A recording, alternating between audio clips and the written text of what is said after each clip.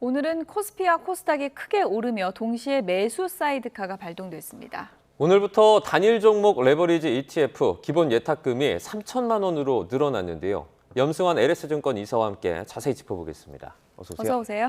네, 요즘 주식하는 분들 일희일비하는 날이 이어지고 있는데 오늘은 또 매수 사이드카가 발동됐네요. 네, 오늘은 이제 주가 지수가 최근 이번 일주일 내내 빠지다가 네. 이제 오늘 급등하고 있는데 오늘 6,300선까지 이제 단숨에 회복이 되면서 코스피가 지금 한 14% 예. 오르는 모습을 보였고 코스닥도 좀 동반해서 급등을 하고 있습니다. 이게 올랐던 배경은 이제 간밤에 마이크로소프트의 호실적 또 아마존의 실적이 좀 좋으면서 반도체 지수가 이제 급등한 그런 좀 영향이 있었고 또 최근에 이렇게 삼성전자, 하이닉스 같은 이런 이제 AI 반도체 기업들에 대한 어떤 비투가 좀 상당히 많았거든요. 네. 개인의 매수도 있었지만 외국계 헤지펀드들의 매수도 상당히 많았던 것 같은데 그런 물량들이 이제 최근에 급락하면서 좀 청산이 많이 된 것 같아요. 네, 그게 청산됐다는 거 이제 수급 부담이 많이 해소가 됐다는 거죠. 이제 급한 매물이 좀 해소가 되면서 오늘 미국 증시에서도 반도체 기업들의 주가가 그런 부분으로 또 올랐는데 그게 이제 오늘 국내 증시에도 그대로 좀 반영이 되면서 최근에 폭락을 좀 오늘은 되돌리면서 좀 상당히 크게 아마 코스피 기준으로는 역사상 가장 크게 좀 오르는 날이 아닌가 예. 이렇게 좀 생각을 하고 있습니다. 삼성전자와 하이닉스가 거의 20% 넘게 폭등을 하고 있는 그런 상황인데 네.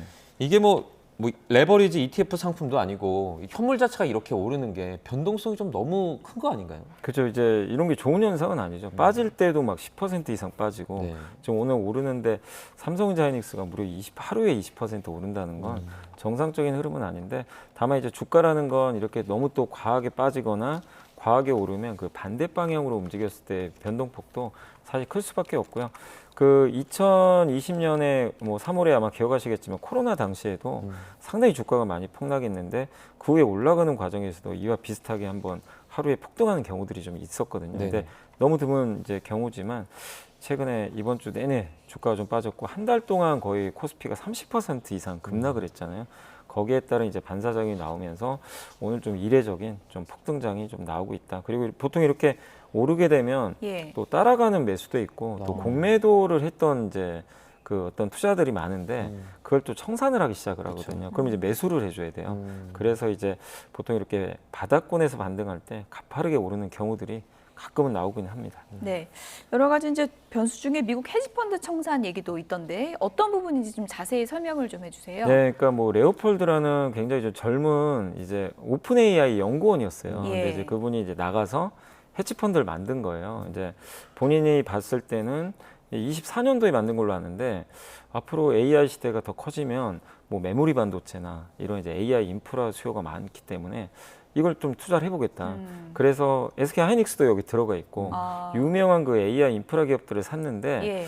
근데 이거를 비투를 안 하고 그냥 사기만 했으면 이 정도까지는 아니었을 텐데 4배 정도 레버리지를 썼대요. 그러니까 자기 원금의 4배를 빚으로 투자를 더한 거죠. 그리고 최근에 좀 이제 올해 안 좋았던 섹터가 한마디로 소프트웨어, AI가 대체하는 섹터는 공매도를 한 거예요. 네. 근데 최근 한 달 동안 어떻게 됐죠? AI 반도체는 폭락하고 공매도 친 소프트웨어는 반대로 급등하니까 네. 양쪽에서 다 손실을 보기 시작합니다. 그래서 최근에 이제 나왔던 뉴스는 투자은행에서 이 돈을 빌려준 거 아니에요. 이제 빚을 갚아라. 네. 이제 마진콜이라고 하는데 증거금을 더 내라고 했는데 지금 낼 돈이 없는 거죠. 지금 주가가 자꾸 빠지니까.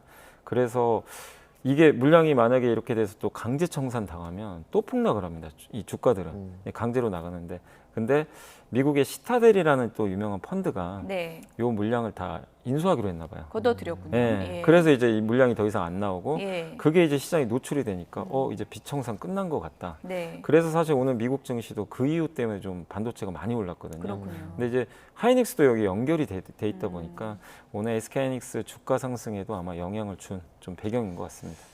주식시장 상황을 좀 보면 개인이랑 기관은 지금 매도를 하고 있고 외국인들이 이제 사고 있는 그런 양상을 좀 보여주고 있는데 네. 이렇다 보니까 일각에서는 마치 외국인들의 놀이터 아니냐 이런 얘기가 나오기도 하고 있어요.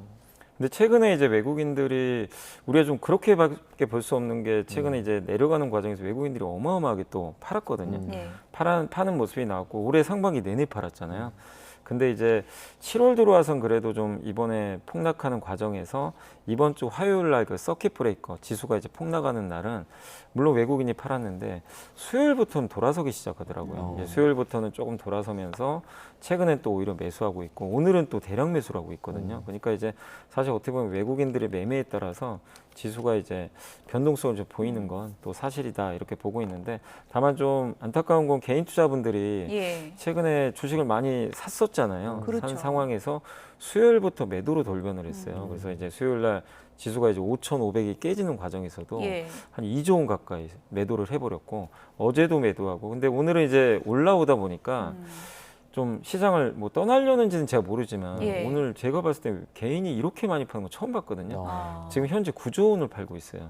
이 올라오는 과정에서 정신 건강이 너무 안 좋아서 떠난 변동성이 걸까요? 너무 크니까 이제 이렇게 올라올 때 좀 예. 정리하고 나가야 되겠다. 아마 예. 그런 심정도 있을 거예요. 예. 너무 어지러지하잖아요. 그래서 오늘 개인 투자분들의 일단 선택은 일단 기왕 오르는 김에 시장 좀 일단 팔고 뭐 관망하거나 떠나자. 아마 이런 좀 심리가 작용하고 있는 것 같습니다. 날씨도 덥고 정신적으로도 스트레스가 너무 네. 심하고 그런 장세가 이제 계속되고 이제 폭락장이다 보니까 큰 손들이 좀 줍줍한다고 하나요? 네. 사들이는 경우가 있었는데 최태원 회장이 50억 정도 샀다고 하더라고요. 네, 맞습니다. 이게 뭐 어제 영향이 있는 액수는 아니잖아요, 그렇죠? 근데 이제 이게 상징성이 있어요. 실제로 저도 예. 어제 저녁에 그 이제 공시가 떴거든요. 네. 그래서 이제 언론 보도도 있었는데 그게 나오자마자 실제로 이제 그 야간 선물 지수도 급등하기 시작을 했고 네. 미국 증시에 실제 반도체도 영향을 좀 주긴 주더라고요. 예. 그래서 저도 좀 놀랐는데 원래 이제 SK를 통해서 간접적으로 하이닉스를 지배하니까 이걸 뭐 굳이 사야 되는 이유는 없긴 하죠. 근데 이제 이번에 한 47억 8천만 원 정도 들여가지고 예. 최태원 회장이 직접 장내에서 매수를 했는데 사실 이게 50억이 넘으면 네. 한 달 전에 이거 매수한다고 공시를 해야 돼요. 네. 그렇군요. 그런 좀 부분이 있어서 일부러 좀 50억이 액수를 맞춘 거군요, 맞춘 것 그렇게. 같은데 꼭 이거를 이제 제 생각에는 좀 보여준 것 같아요. 나는 하이닉스에 대해서 긍정적으로 보고 있고 얼마 전에도 대한상공회의소 그 포럼에서 예. 그 하이닉스에 대한 이제 질문들이 좀 있었는데 예. 장기 투자해라 그런 식으로 얘기를 했거든요. 샀다 팔았다 그러지 말아라. 네, 맞습니다. 예. 근데 본인이 이제 보여준 거죠. 예. 나도 이렇게 좀 동참을 하겠다. 이거 믿어도 되는 거예요? 글쎄요, 뭐 CEO 뭐 약간 낙관 편안이 있을 수 있지만 예. 어쨌든 저는 이런 것도 필요는 하다고 봐요. 예. 뭔가 자신의 자신감을 보여준 거니까 말보다 행동으로. 그래서 이 부분은 일단은 주가에는 좀 일단은 오늘 긍정적으로 작용을 하고 있는 것 같습니다. 오늘 주식시장이 급등을 했어도 여전히 이제 손해를 보고 있는 분들도 많이 계시잖아요. 하락장이 좀 뭐 마무리가 됐다고 보십니까? 아직도 이어질 수 있다 이렇게 전망하십니까? 완전히 끝났다고 볼 수는 없겠죠. 근데 이제 워낙 좀 기록적인 한 달 만에 코스피 지수가 30% 빠진 거는 IMF 때도 없었고 금융위기 때도 없었어요. 그러니까 너무 기록적인 낙폭이기 때문에 일단 하락장이 이제 완전히 끝났다는 평가보다 단기적인 좀 폭락장은 좀 마무리됐다. 그래서 이제 일정 부분 되돌리는 반등은 나올 것 같고 그리고 이번 하락장에서 좀 그나마 다행이었던 건 기업들의 실적은 문제가 없더라고요. 뭐 경제 환경도 나쁘지 않았고 예. 어제 삼성전자가 실적 발표를 또 했잖아요. 굉장히 좀 좋은 얘기들도 많이 했고 또 미국의 마이크로소프트, 아마존, 뭐 빅테크 기업들의 실적 다 봤는데 전혀 문제가 없어요. 여전히 AI 투자 더 하겠다. 뭐 돈 빌려서라도 더 하겠다. 네. 아마존 CEO는 뭐라고 했냐면 메모리가 되게 비싸서 투자금이 늘어날 수밖에 없는데 비싸도 상관없다. 더 사겠다. 뭐 이런 얘기를 또 하더라고요. 그러니까 공급 과잉설은 좀 안 없- 맞는 네, 거예요. 그거는 안 맞는 것 같아요. 그러니까 예. 이번에 하락은 의심이었죠. 혹시 예. 공급 과잉 가는 거 아닌가. 근데 실제로 미국의 빅테크들의 발언을 보면 공급 과잉은 아직은 좀 먼 얘기 같고요. 다만 이제 그런 의심들이 중폭되면서 결국에 이걸 또 만들었던 원인은 저는 B2가 아니었나. 그게 우리 개인의 B2도 있지만 미국도 아까 제가 헤지펀드 말씀드렸잖아요. 네네. 거기도 4배나 썼거든요, 레버리지. 근데 그렇게 돈 잘 벌던 헤지펀드가 한순간에 그냥 청산돼 버렸거든요. 예. 그러니까 그만큼 B2가 이 시장을 얼마나 지금 무섭게 만들었는지 명확하게 좀 보여준 사례였던 예. 것 같습니다. 그러면 우리 염승한 이사님께서 늘 시장을 정확하게 분석하시기 때문에 이른바 이제 패닉셀로 떠나는 분들 급변하는 장세에서 그분들께 어떤 조언을 좀 해주고 싶으세요? 아 근데 지금은 이미 지금 너무 많이 빠진 상황이잖아요. 네. 오늘 좀 반등한다고 해도 예. 여전히 위보다는 좀 많이 빠져 있는 상황이니까 예. 전 개인적으로는 지금은 내가 주식을 좀 갖고 있다면 오늘 하루 오른다고 팔지 마시고 조금 더 반등을 기다려 보시면 되겠고 그 근거는 지금 어쨌든 전반적인 기업 체력에 문제가 있는 건 아니거든요. 그러니까 저도 되게 당황스러웠던 게 실적이나 기업 가치 이런 건 여전히 오히려 우상향하는데 네. 주가가 폭락하니까 해석이 안 되더라고요. 그래서 저도 버텨야 된다고 했는데 거기서도 주가가 한 지수가 한 10에서 15% 더 빠지니까 굉장히 저도 좀 당황스러웠는데 어쨌든 지금 일단 비청산도 어느 정도 좀 끝나가고 시장도 반등하는 그런 기조에 있고 기업 가치에 문제가 없으니까 여러분들이 좀 하실 건 내가 비투를 지금 하고 있는지 한번 더 점검해 보시고 예. 기업에 문제가 없다면 조금 더 여유를 가지고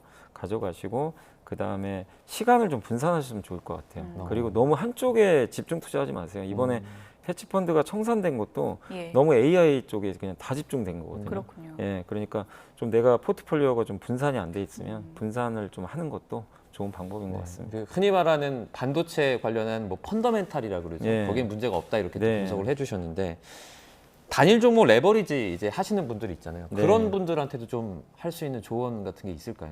근데 이거를 이제 많은 분들이 2배 수익률만 생각하고 들어가신 것 같아요. 좀 약간 이제 그 조급하셨던 것 같아요. 왜냐면 삼성전자이닉스는 돈을 앞으로도 많이 벌 것 같고 수익률이 좋을 것 같은데 이걸 사면 2배 정도 내가 수익을 낼 수 있다 보니까 역전할 수 있다는 그런 좀 기대가 있었던 것 같아요. 그래서 5월 27일부터 상당히 많이들 사신 걸로 알고 있는데 이 한 증권사의 분석에 따르면은 그 5월 27일부터 7월 22일까지 이렇게 그 삼성전자 주가가 15.2% 정도 떨어졌거든요. 네. 근데 단일 종목 레버리지 ETF는 무려 40%가 빠진 거예요. 어. 2배 더 빠지죠. 예. 이게 보통 음해복리 효과라고 하는데 예. 비용도 많이 들어가요. 그래서 예.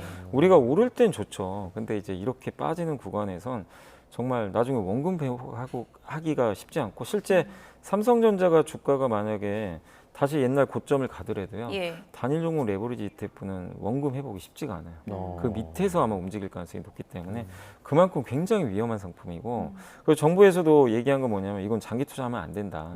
저도 당연히 동의하는 게 장기 투자를 할수록 이게 녹아버리는 상품이에요. 그래서 이거를 되도록이면 안 하셨으면 좋겠고 하더라도 되게 짧게 이걸 끊어야 된다. 이 말씀 꼭 드리고 싶습니다. 2배 뛸 것만 생각하고 뛰어들었다가는 이제 큰일 난다. 네, 이런 맞습니다. 얘기 해주셨는데 그래서 이걸 어떻게 하느냐. 정치권에서도 얘기가 많고 거래 정지가 불가능하니까 현실적으로 뭐 레버리지 자연사, 뭐 자연사라는 단어가 여기에 맞는지 모르겠는데 그런 얘기 나오거든요. 어떤 방식을 얘기하는 건가요? 일단 이제 지금 오늘부터 이제 규제가 시작되는 거는 예. 예탁금 3천만 원 반드시 현금을 넣으셔야 돼요. 뭐 주식 포함이 아니라 순수 현금 3천이 있어야 매매가 가능하고 그리고 또 자연사액이 뭐냐면 보통 이제 그 이 ETF가 이렇게 LP라고 하는데 LP가 뭐냐면 이제 증권사의 유동성 공급 창구라 그래요. 이제 증권사들이 이게 ETF가 거래가 돼야 될 거 아니에요. 그래서 매도, 매수의 일정 부분 물량을 깔아둡니다. 네. 거래가 되기 위해서. 근데 지금은 이 자연사는 뭐냐면은 한마디로 매수를 못하게 만드는 게 목적이거든요. 그럼 이제 LP 쪽에서 매도, 이제 어떻게 보면 매도 효과를 없애버려요. 매도를 없앤다는 얘기는 뭐죠? 내가 이 ETF를 사고 싶은데 위에 물량이 없으면 못 사잖아요. 예. 그거고, 근데 또 파는 통로를 만들어 놔야 되니까 그렇죠. 매수 빠져나갈 수 효과는 있게 해주고. 받쳐줘요. 예. 근데 이제 위에 매도 효과를 없으면 내가 사고 싶어도 살 수 있는 물량이 없어요. 어. 예. 근데 물론 이제 개인들끼리 사고 파는 건 어쩔 수 없지만 증권사가 하는 역할이 그거거든요. LP가. 근데 위에 매도 효과를 이제 점점 없애겠다는 거죠. 줄게 만들고 호가를 좀 넓게 만들고 막 이러면 결국엔 거래 유동성이 이제 떨어지거든요. 매수 유동성이. 그렇게 해서 서서히 어떻게 보면 좀 표현이 그러겠지만 말려주겠다는 거죠. 아예 거래를 못하게.